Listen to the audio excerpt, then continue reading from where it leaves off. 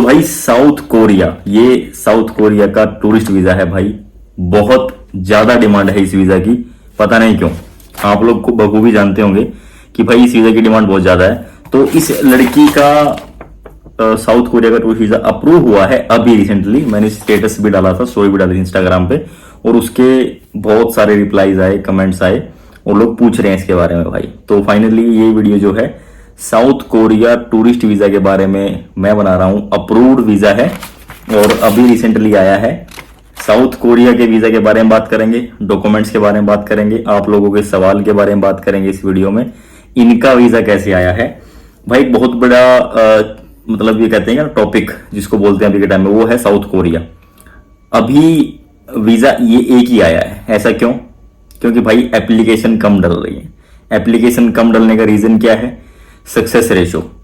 यानी कि success ratio भाई, जब लोग सोचते हैं कि यार किसी कंट्री का अच्छा वीजा आ रहा है तो वहां पे ज्यादा डालते हैं, लोगों को पता चलता है कि यार वीजा कम आ रहे हैं तो लोग कम वीजा डालते हैं।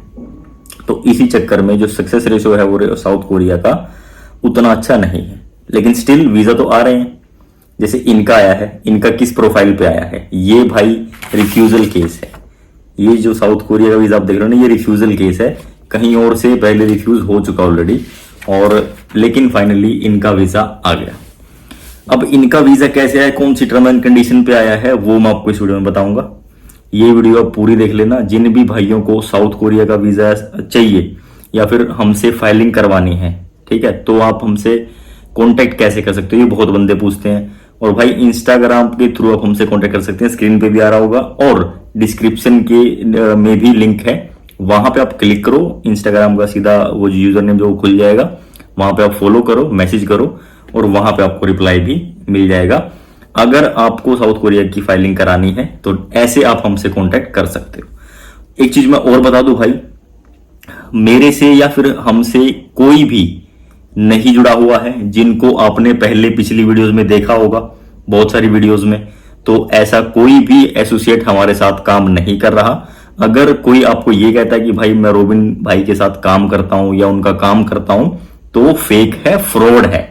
तो ऐसे भाई लोगों से आप बचो, ठीक है। बहुत बंदे ऐसा कर रहे हैं भाई, मेरे पास काफी ऐसी कंप्लेंट आ रही हैं। तो भाई आप इन चीजों को अवॉइड करो, ठीक है। जो आपको कांटेक्ट इंस्टाग्राम पे मिलेगा सिर्फ वही हमारा रियल कांटेक्ट है, और कोई भी कांटेक्ट नहीं है भाई, और कोई भी लिंक किसी भी तरीके का नहीं है। तो इस चीज को भाई आप ध्यान रखना, ये वीडियो पूरी देख लो। और hello friends, welcome back to the channel. मैं रोबिन दीवान आपका स्वागत करता हूं भाई। इस वीडियो में हम बात कर रहे हैं एक अप्रूव्ड चाइना के वीजा, साउथ कोरिया के वीजा के बारे में भाई। ये साउथ कोरिया का वीजा है, रिसेंटली आया है। इस लड़की का वीजा आया है रिफ्यूजल के बाद। इनका पहले रिफ्यूजल था, फिर इनका वीजा आ गया। पूरा जो डॉक्यूमेंटेशन है, पूरी फाइलिंग हमने करी, इनको समझाया अच्छे से भाई। ये भी बहुत ज्यादा टेंस थी और मतलब कंफ्यूज बहुत ज्यादा थी कि कभी किसी एजेंट से, कभी कहीं से, कभी कहीं से, इसने पता नहीं कहां से क्या काम कराया, और ये भाई बहुत ज्यादा कंफ्यूज थी। तो इसको समझाना भी थोड़ा एक बड़ा टास्क था हमारे लिए। खैर जो भी था वो आ गया फाइनली इनका visa. She is very happy now. और वीजा भाई इनका कैसे आया है वो मैं आपको इस वीडियो में बता रहा हूं अभी, और आप लोगों के डाउट सारा सब कुछ हम इस वीडियो में डिस्कस करेंगे वन बाय वन। तो सबसे पहले भाई बात कर लेते हैं कि डॉक्यूमेंट्स की। डॉक्यूमेंट्स आपके पास कौन कौन से होने चाहिए अगर आपके पास आप चाहते हो कि भाई साउथ कोरिया का वीजा हमें मिल जाए। तो सबसे पहला भाई इसमें 3 साल की ITR लगती है, ठीक है। आपका सेकंड डॉक्यूमेंट है आपकी बैंक स्टेटमेंट, वो भी 6 मंथ की, 6 महीने की बैंक स्टेटमेंट लगेगी आपकी। और तीसरा जो है आपका बिजनेस प्रूफ, या फिर आपका सैलरी या फिर जॉब का प्रूफ। यानी कि आप जॉब करते हैं तो उसमें अलग से 2-3 डॉक्यूमेंट हो जाते हैं। आपकी सैलरी स्लिप 3 महीने की, आपकी बैंक आपका जो है ज्वाइनिंग लेटर, और आपका एक NOC जिसको लीव लेटर भी बोलते हैं, कि छुट्टियों के लिए आप या वेकेशन पे आप साउथ कोरिया जा रहे हैं, देन आपको वहां पे वो डॉक्यूमेंट्स चाहिए अप्लाई करते टाइम। अगर बिजनेस करते हैं, बिजनेस में क्या क्या चाहिए? MSME अगर किसी के पास है वो चल जाता है, ट्रेड लाइसेंस किसी के पास है वो भी चल जाता है, GST किसी के पास है तो सबसे बेस्ट है। वो सबसे स्ट्रॉन्ग जो है डॉक्यूमेंट बिजनेस पर्पस से या फिर बिजनेस के लिए, वो है भाई अपना GST। अगर GST आपके पास है तो आपके चांसेस अच्छे रहते हैं वीजा मिलने के। इन फ्यूचर भी कभी अप्लाई करोगे तो बहुत ज्यादा बेनिफिट। अगर भाई कोई सोच रहा है तो आप प्रोसीड करो और GST आप आराम से ले लो। अब हम बात करते हैं, ये तो देखो कॉमन डॉक्यूमेंट्स है जो मोस्टली सभी चीज़ों मतलब कंट्री में अप्लाई करते तो वहां पे चाहिए ही चाहिए, तो आप इन चीज़ों को मेंटेन करना स्टार्ट कर दो, ये जरूरी है। ये 3 डॉक्यूमेंट्स हो गए। अब इसके अलावा आपकी अगर ट्रैवल हिस्ट्री है तो ही आप इसका वीज़ा अप्लाई करना, अदरवाइज इसका अप्लाई मत करना। अगर आपका फ्रेश पासपोर्ट है, फाइनेंशियल आपके मतलब एक्सट्रीमली गुड है, तो ही आप इसका अप्लाई करना, अदरवाइज फ्रेश पासपोर्ट इसको अप्लाई मत करना।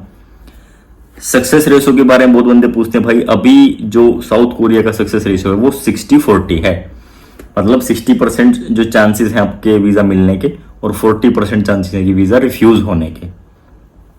अब ये भाई मेरे पास आए तो उन्होंने बोला कि ऐसे ऐसे हमारा सीन है, इनके पास रिसेंटली यूके का वीजा इनका अप्रूव हुआ है, तो उसके बेस पे हमने इनकी प्रोफाइल रेडी करी।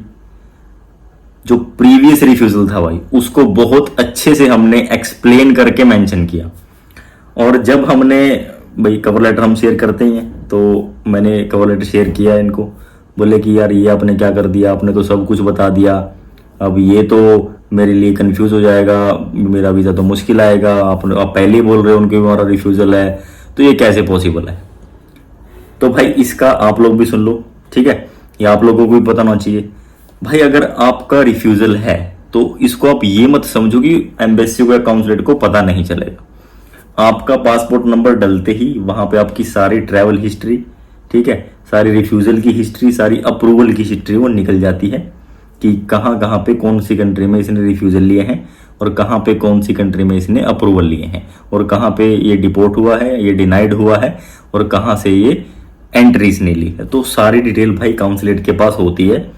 आप लोग ये चीज समझो कि भाई अगर रिफ्यूजल मेंशन करो या ना करो उनको पता रहेगा, तो इससे बेटर क्या है कि आप इसको रिफ्यूजल को मेंशन करो। भाई जो चीज है आप उस चीज को तभी टैकल कर पाओगे जब अपनी जो कमियां हैं, खामियां हैं, उनको बताओगे एग्जैक्टली।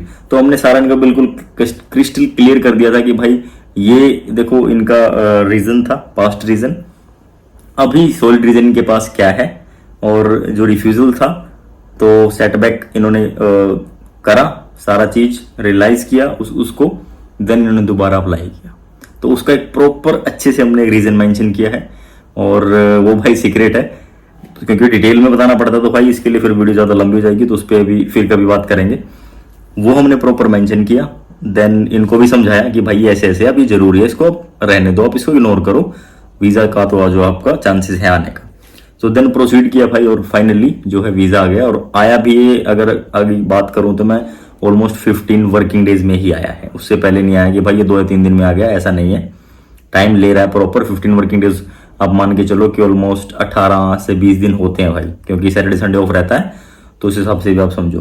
तो ये था इनका प्रोसेस टाइम और अप्रूवल का टाइम, और ये इनकी प्रोफाइल थी कि इनके पास एक वो वीज़ा था, प्लस बैंक में इनके भाई ऑलमोस्ट 6 लाख के आसपास इनका बैलेंस था, एंड आईटीआर थी इनके पास, 3 साल से आईटीआर डाल रहे थे, और इनका बिजनेस था वही एमएसएमई जो मोस्टली लोगों के पास होता है। भाई बहुत सारे बंदे पूछ रहे हैं एमएसएमई वीजा आता है, भाई बिल्कुल आता है एमएसएमई पर, एमएसएमई आपका एक वैलिड बिजनेस प्रूफ है।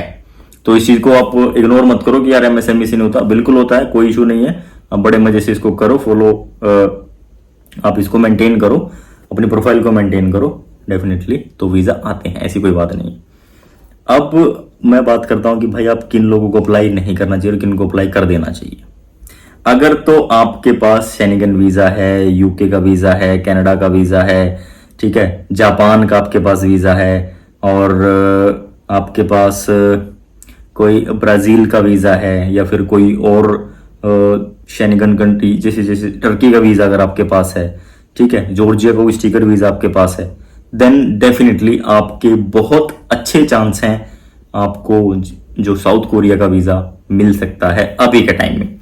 अभी का ट्रेंड मैं आपको बता रहा हूं, ठीक है। अब देखो सारी चीजें तो वीडियो में डिस्क्लोज नहीं होती, लेकिन अभी के टाइम में अगर जिनकी ये प्रोफाइल है, उनके पास ये वीजा है, पास्ट में पुराना एक्सपायर्ड कुछ भी, तो डेफिनेटली भाई आप इसको आंख बंद करके आप डाल दो वीजा को, बहुत अच्छे चांस है कि आपको आपका वीजा जो है वो निकल जाएगा इजीली, कोई प्रॉब्लम नहीं आएगी। सेकेंडली, अब लोग 1-2 कंट्री ट्रैवल्ड हैं, बैंक बैलेंस नहीं है, वो लोग सोच रहे हैं कि यार हम साउथ कोरिया का डाल दे, तो भाई बिल्कुल मत डालो, रिफ्यूज ही होगा, किसी और कंट्री का डाल लो, और कंट्री में ट्रैवल कर लो, बैंक बैलेंस को मेंटेन कर लो, ठीक है, थोड़ा सा बिजनेस पे भी आप ध्यान दो, तो भाई आपके अच्छे चांस हैं कि आपको वीज़ा मिल जाएगा। अगर आप यही चीज़ें कंटिन्यू करते रहोगे कि भाई बैलेंस तो है नहीं, निकाल लिया डाल लिया, निकाल लिया डाल लिया। अभी पास्ट में एक जापान का वीज़ा रिफ्यूज हुआ। अब उनको मैंने बोला था, पहले सारी चीज़ मैंने समझा दी थी कि भाई आप ये चीज़ फॉलो करना, वो चीज़ उन्होंने फॉलो नहीं की, देन आ गया रिफ्यूजल। अब बताओ, फिर वो बोला यार कैसे हुआ, मैंने बोला ये ऐसे हुआ है। उन्होंने फिर रियलाइज किया हाँ यार ये गलती हो गई, ये मुझे नहीं करना था। हालांकि और उसी जिस सेम डे किसी और का भी हमने डाला था, उनका अप्रूवल आ गया। तो उन वीजा के बारे में बाद में बात करेंगे, अभी हम साउथ कोरिया की ही बात कर रहे हैं। तो अभी बहुत सारे बंदे पूछ रहे हैं भाई ट्रेंड कैसा है। ट्रेंड मैंने आपको बता दिया 60-40 का रेशो है।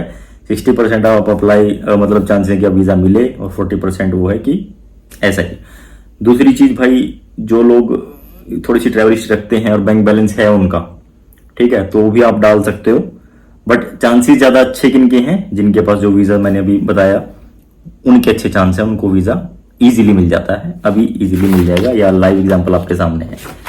अब आप सोच रहे हो कि भाई डॉक्यूमेंट्स भी मैंने आपको बता दिए, बैंक बैलेंस के बारे में बता देता हूँ, थोड़ा ITR के बारे में बता देता हूँ, और बिजनेस के बारे में। बैंक बैलेंस कितना होना चाहिए साउथ कोरिया का भाई, अगर आप अप्लाई कर रहे हो ना, तो आपका अकाउंट में कम से कम बता रहा हूँ मिनिमम 5 लाख रुपए तो आपके अकाउंट में होने चाहिए मेंटेन्ड। फ्रेश नहीं भाई, फ्रेश का कोई मैटर नहीं रहता, ना उनका कोई बेस रहता है, ना को उनका कोई वो फंडामेंटल बेस है उनका कि भाई हाँ ये अभी डलवा देते हैं 10 लाख 15 लाख आप वीज़ा अप्लाई करो। तो भाई आप बेशक कर लो, लेकिन रिफ्यूजल ही आएगा। और इसी को बताता नहीं है, आप लोग बोलते हैं हाँ भाई हम करवा देंगे, बस आप आ जाओ, आप डलवा लो एप्लीकेशन। तो ऐसा नहीं होता मेरे भाई, ऐसा बिल्कुल भी नहीं होता है। रियलिटी कुछ और है। रियलिटी जो मैं आपको बता रहा हूँ ये एक्चुअल रियलिटी है। We do this process and we know what is the drill.